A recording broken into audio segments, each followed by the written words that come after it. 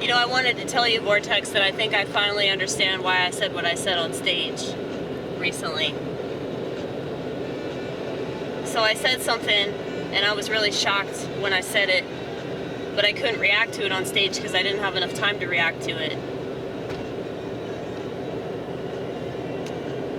And I talked about it a little bit in some of my other videos, but you never understand the meaning of things until later. And one of my biggest flaws is that I think I know what just happened. And, you know, this dude that I used to go to AA meetings with, he said that a lot. And, it's a really bad problem for me because I'm a cluster A personality type.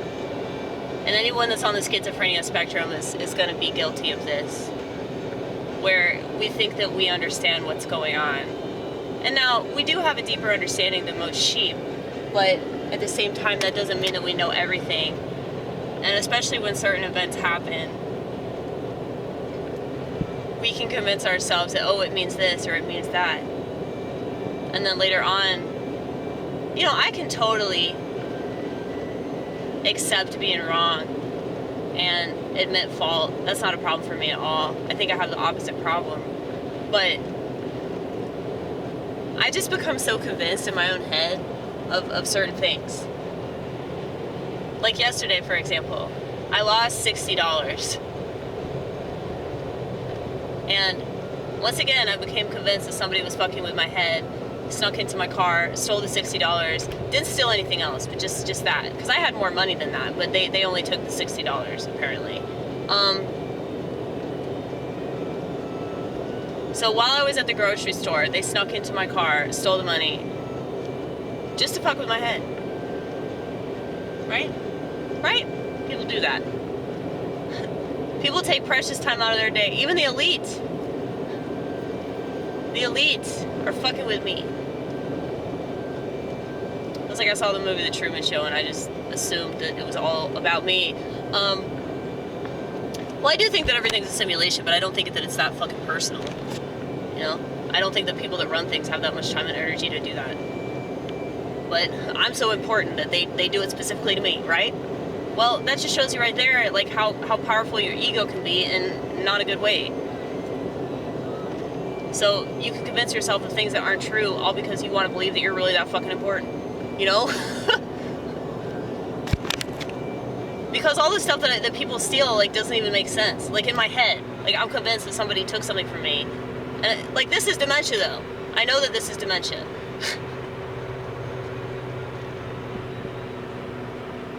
Because dementia patients are convinced that people are fucking with them and stealing their shit, and so they hoard their items because they lose them. They lose them so easily. And being a disorganized schizophrenic, you know, that's nothing short of complications, okay? Like, that's why I don't need extra things like, you know, smartphone technology to, you know, complicate things even more for me and make my life even more unnecessarily dramatic and silly and stupid, okay?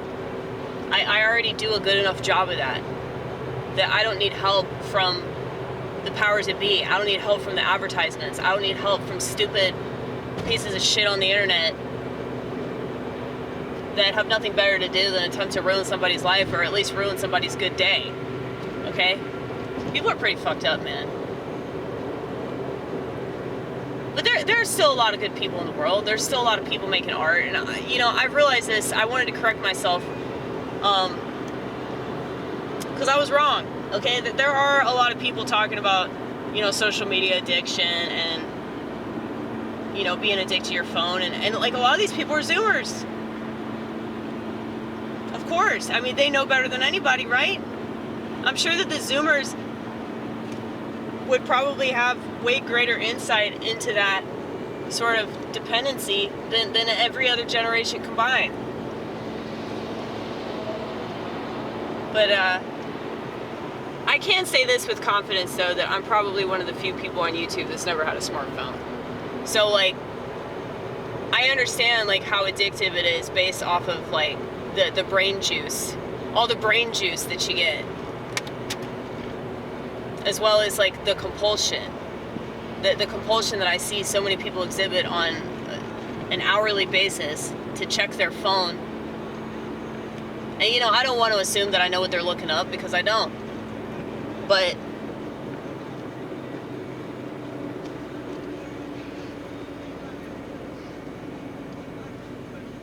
I'm glad that I'm not the only one talking about it, though. I'll just say that. But anyway, back to the original topic. We're so good at getting distracted, are we not? The original topic is what I mentioned during my recent comedy set at Pressure Smoke and Dab Shop. It actually is a dab bar. I just didn't see dab rigs, but I guess they have them in the back or something. But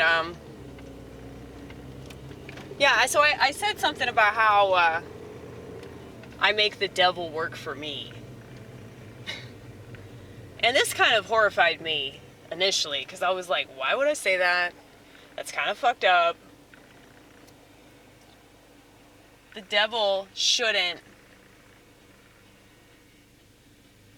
be part of my life, right? I should reject the devil always and forever. I should reject the devil. Well, no. No, we shouldn't. Because keep this in mind, the devil is a fallen angel. So, you know, most people that work for the devil don't know that. Like people that are real worldly, people that love money, people that love medicine that's not real, people that love their TVs, their technology, okay? They're working for the devil.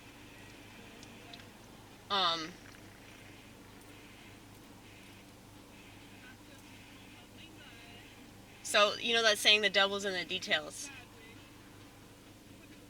Well, I think that the technology takes people out of the bigger picture, and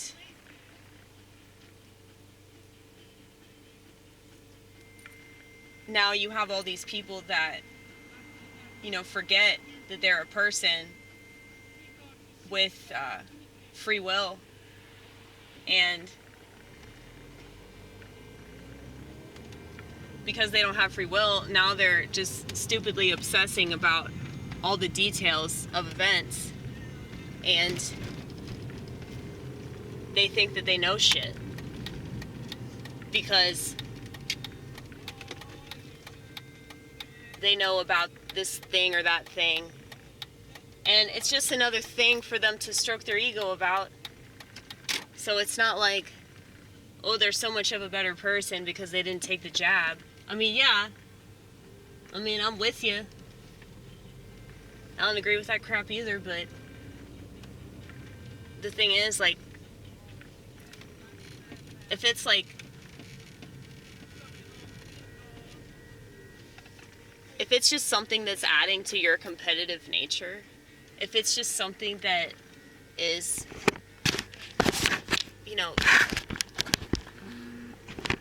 contributing to your already ginormous ego that was undeserving from the get-go, then it's actually not that incredible of a thing that you didn't take it, you know? It's like, if people aren't willing to ask themselves more questions about the world that they live in, and how much they've been brainwashed by their own perception, and keep this in mind, you know, I think a lot about, I believe it's a passage in Matthew that talks about, you know, the plank in your eye. Like, how can you scold somebody else for their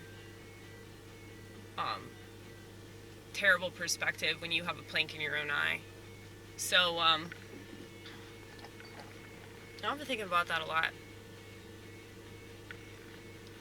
But I guess maybe, like, back to what I was saying, that because I'm aware of the devil, and because, like, I know Let me get my shoes.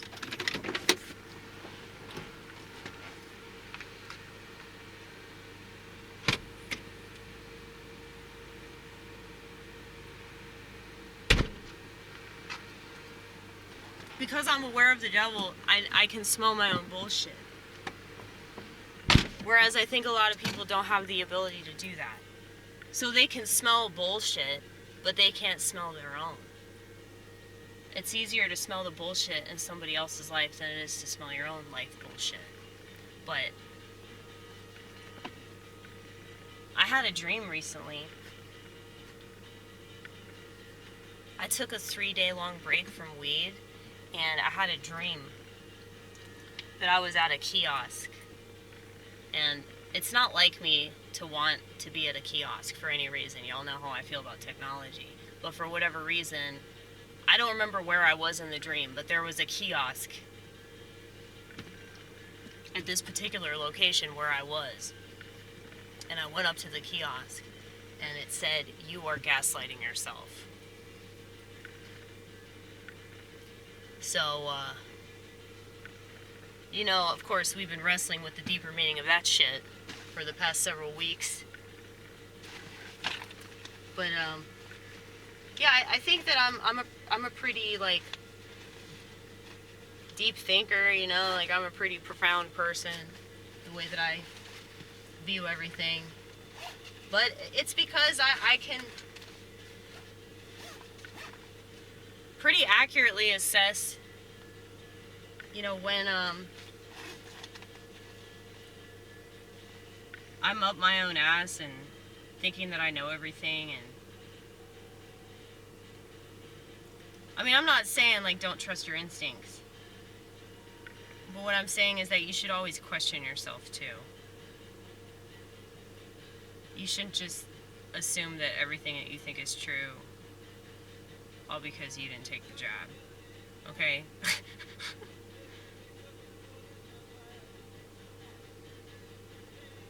I mean, I know a lot of reasonable people that believe in a lot of things that I don't believe in. And I know a lot of unreasonable people that believe in the things that I believe in too. So, you know, I think that, like, the whole death of nuance, the whole death of, you know, the actual open mind,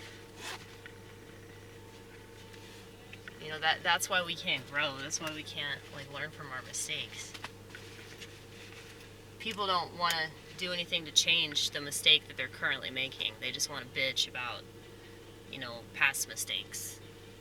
There's no point in doing that, dude. Those things have been done, okay? What's done is done. So, when I bitch about stuff, it's for the sole purpose of, like, invoking some kind of positive change. I'm not just bitching to bitch, you know? Because there's no point in even talking about anything if you're not gonna, like, actually apply what you know.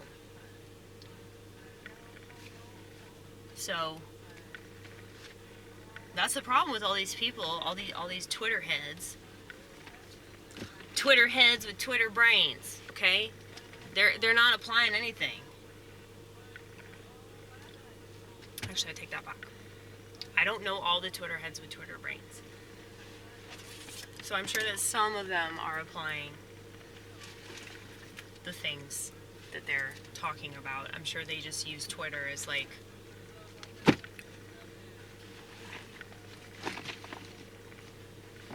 a tool, you know?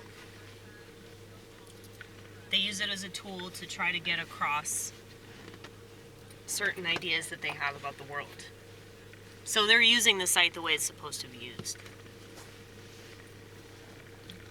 But the people that invented this shit, they know that most people aren't going to do that. And that's good for them because, you know, those people start a bunch of shit. And there's just, you know, drama festering all the time because everybody's a woman and they love to gossip.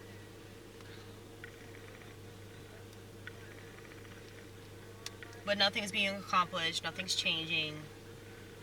They're just having the same conversation over and over and over again. And I think at some level they know that nothing is going to change. And yet they still keep having the same conversation. It doesn't make any sense. It's like those of us that are aware of this stuff aren't going to bother whining about Jews. Because it's not going to make them resign. So, you know, like, oh wow, we're aware of it. We're talking about it. We're shifting the Overton window. Twitter brains, Twitter brains. Attack of the Twitter brains. Okay.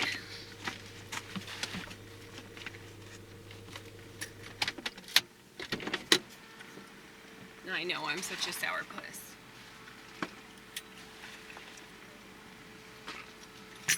It's okay, you can be a sourpuss as long as you're a sourpuss about the right shit.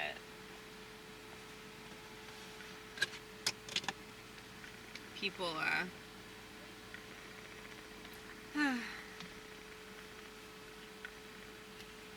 they're grasping at straws. I know I've mentioned this a lot, but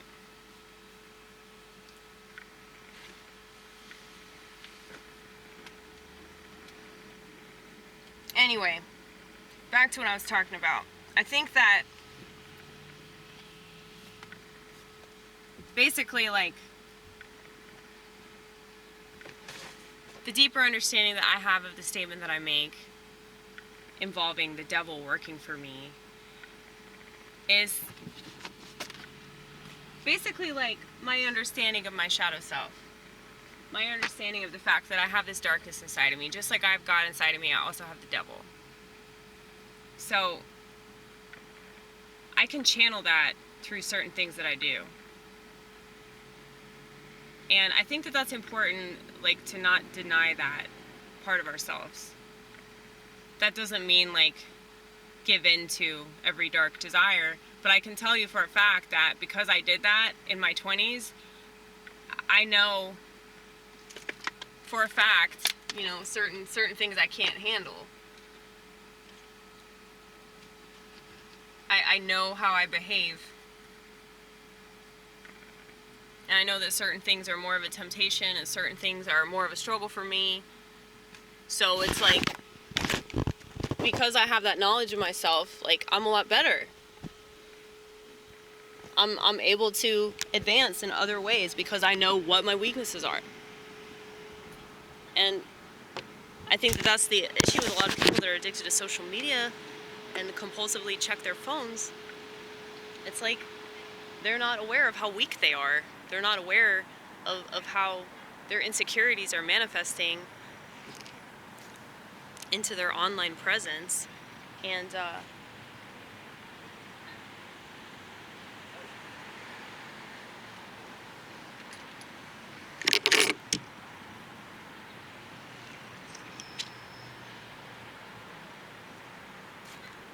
the more self-aware people always flock to me because they know that I understand, like, how bad this is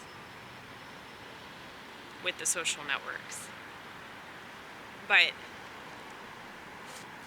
I know that I'm not going to get everybody. I mean, I'm not going to get most people. But that's okay because, like, they don't want actual help. You know, they don't want to do anything constructive. They just want to keep doing the same shit. You know?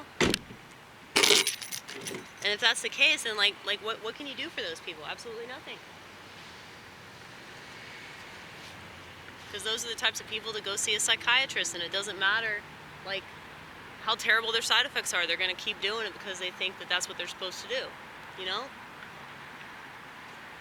And so you don't have enough people that really question that, like what if everything we're told is wrong? What if none of this shit works? They're trying to kill us in every way they can. But yeah, I understand why. That's a pretty dystopian perspective. But because I understand the dystopia, I'm able to live in utopia.